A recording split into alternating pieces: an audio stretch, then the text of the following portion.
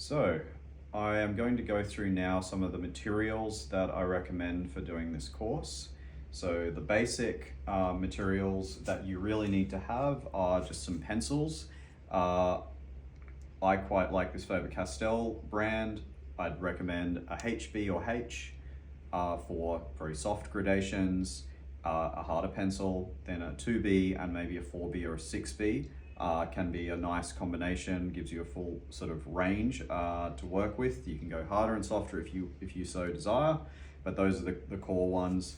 Kneadable eraser and just a basic sort of drawing cartridge or smooth drawing paper is going to be fine. I like drawing on A2 paper, partly because it is just a comfortable size to sit at and draw like this. I sit like this. So if you're going to be working on studies, on compositional sketches, this is a comfortable sort of position to be in, working from the model as well. So that's a nice thing to draw on. You can use A3 as well if that is more suitable for you for transport, but that's what I like to work on. Now, if you want to extend your range of drawing media, you might like to bring some charcoal along. It's a nice, it's a media that's going to allow you to sort of soften things back. So you could bring some nice fine sort of charcoal, some small ones that you can sort of draw with, and some ones that are a little bit thicker, and then that allows you to put in broader areas. And you might like to have, with that, you might like to have a brush of some kind to be able to soften things back, and vine charcoal or willow charcoal like that, it just allows you to work into things, soften them more than pencil tends to be able to. Then you can pick things out by using a charcoal pencil, which is a compressed charcoal, so that gives you more of a dark, really dark mark that you can put in later on. You can also use some pastel pencils, can be quite nice with this, but I would just suggest using those sort of basic materials to begin with. You can also use pastel. I quite like using a range of pastels where I have sort of a light color, a medium, and then a darker pencil, and we can discuss that in this session. So those ones I quite like to draw with as well. But again, the pencils are really going to be the sort of core materials that you'll want. You may like to have a mechanical pencil sharpener, but you can also use a knife to sharpen your pencils. So moving on to the painting materials. Now, to do this course, you don't strictly need to paint. So if you're really not experienced with art, that's fine, and you just want to stay with tonal media and drawing, that's going to be fine. If you do want to paint, I've got some things that make life a bit easier when working with oil paints. So oil painting, I think, is the easiest, contrary to what people think often, oil painting is the easiest material to work with. It allows you to mix colors and they don't dry immediately. They don't change color as much when they dry. So oil paint is a really nice thing to work with, but it is a little bit fiddly. It's not a water cleanup, so you have to be a little bit prepared about how you do it. So I'm going to go through now some of the things that I like to do with that. So the first thing that I'm going to recommend is to use a gray or mid-tone sort of ground that just allows you to not have to deal with the white of the canvas initially. You can work on something as simple as just ply from the hardware store that you've primed. Now I'm using a product here which I really like, I've discovered in the last couple of years, which is a Michael Harding non-absorbent ground. So that's a really nice material to work with. It doesn't tend to sink in as much. It's a bit like working on an oil ground in that respect, but it's also a very reputable company that cares about what they do. This one is ready-made as a mid-tone ground for you. I also like to use a transparent one at times. So this is not really so much for the course, but just something to take home with you. This is a transparent one, and that's something that's really nice if you are doing a painting over a few days. If you want to point the camera over here, what I've done is I've drawn onto a warmer ground with pastel pencil, and then I've locked it into place with this transparent primer of Michael Harding, and then I've painted over it with oil paints. That's my first pass in oil paints, and that's a really nice way to be able to draw with a pencil type media, and then lock it in place and draw over the top of it. For the material that you paint on, you might also like to use something like aluminium.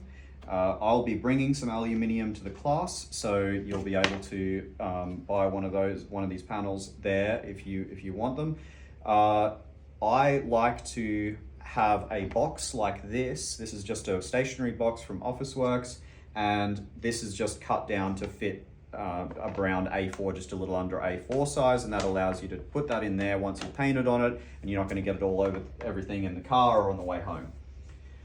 Another thing that you will want, and just before I move on from that, my paints I'm using, and this is what I would recommend for you to bring into the class, is a disposable palette.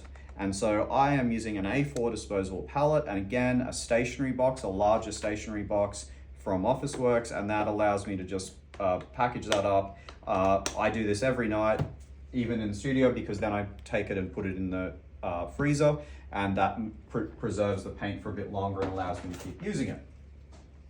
But it can also be good just to take home like that. Now, okay, next thing,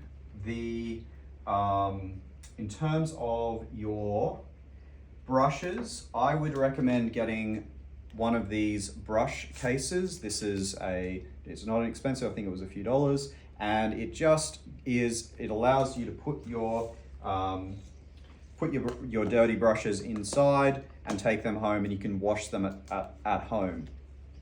Because one of the things, some people like to use solvent with cleaning their brushes. We're not going to be using solvent inside the classroom. Many people are very sensitive to solvent, even the low odor types of terps.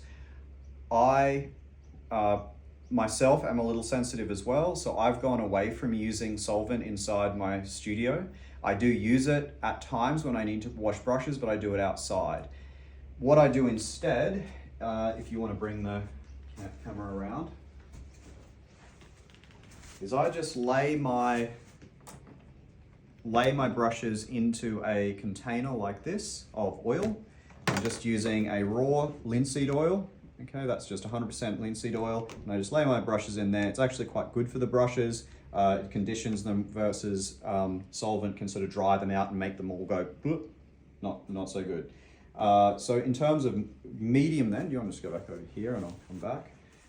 In terms of medium, if you do feel that you need a medium to paint with, refined linseed oil will dry quite quickly, and it's really quite suitable. I wouldn't use too much medium. We're only going to be painting small, and so a lot of the time you can get away with just using the paint straight. You don't need to use a medium, but if you're using a bit of medium, just some linseed oil. I also like this product, which is safflower oil and an alkyd. It's from Gamblin, and it is called solvent-free fluid. Okay, so it's just a faster drying medium than straight linseed oil, but again, there's no solvent in there. I'm generally painting, I'm using a timber palette here, which is ended up a neutral gray just from years of use, and I like to use 2 palette knives and these are not expensive palette knives. This is an Art Spectrum one, and I've had these ones for quite a while, as you can tell. I have broken many palette knives. These ones seem to be pressed, or however they're manufactured, in such a way that they don't tend to break. So I really quite like that brand. It's a nice size to work with, and then you can be mixing and then scrape off and transfer back onto your palette like this. It's a nice way of working. You might like to have a an apron. This is just a barbecue apron from Bunnings. It's not an expensive one. You might like to bring a set square so that you can divide up your, when we're doing thumbnail studies, you can use this to mark out your areas that you're going to paint on. Or you can make yourself up one of these, which is just a viewfinder, and it's clipped like this. So of course we can crop in to whatever sort of proportion that you are looking for in your to view. It gives you a way of working. I mean, it's in a way it's like looking through a camera lens that you can crop down the image that you're seeing. So that's a nice thing to have with you. It also gives you something that you can use just on your panel.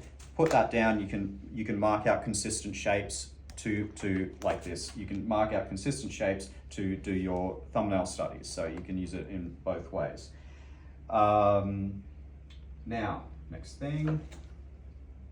I would recommend, if you're going to bring some medium, just get yourself some little plastic screw top containers. These ones are from Officeworks. You can get equivalent from any art supply store, basically. I think certainly they're available in the Art Shed. So you might like to bring, I often am using just regular toilet paper as my paper to wipe brushes off. It's just a cheap way of going. Paper towel is a bit more robust. That's quite a good thing to bring into a session. Or just wipes like these wipes for cleaning. It's just, if you have a spill or something like that, it's just convenient. You don't have to worry about any kind of medium or anything to wipe with. It's already moistened.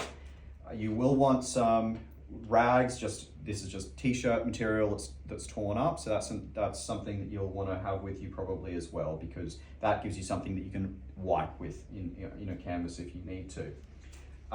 In terms of brushes, I would recommend, I'll just bring them over, because we're doing relatively small paintings, I would recommend something for most of our studies. Just some small brushes like this is really all you're going to need as a smaller size, and it's probably going to be convenient to have something around this size, which is a few millimeters across. This one's about 1/4 inch or 6 millimeters, up to say 10 mil or 1/2 inch. That'll probably be comfortable sort of size brushes to work with here. I'm just using Brights basically that are those flat brushes, and they end up looking like filberts because they get worn down. Now, was there anything else there?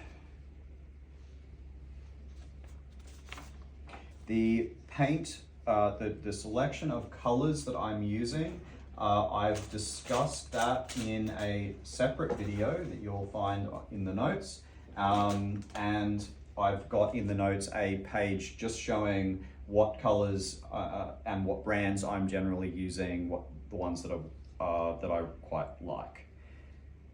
Mainly earth colors with some high chroma ones. Earth colors are great because you can get approximately the colors that you sort of want. They're cheap, they're non-toxic, and they're quite light fast.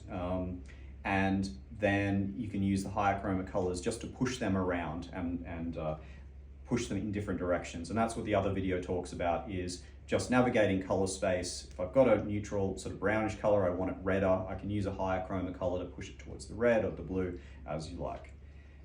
So that should cover, I think, everything that we need there.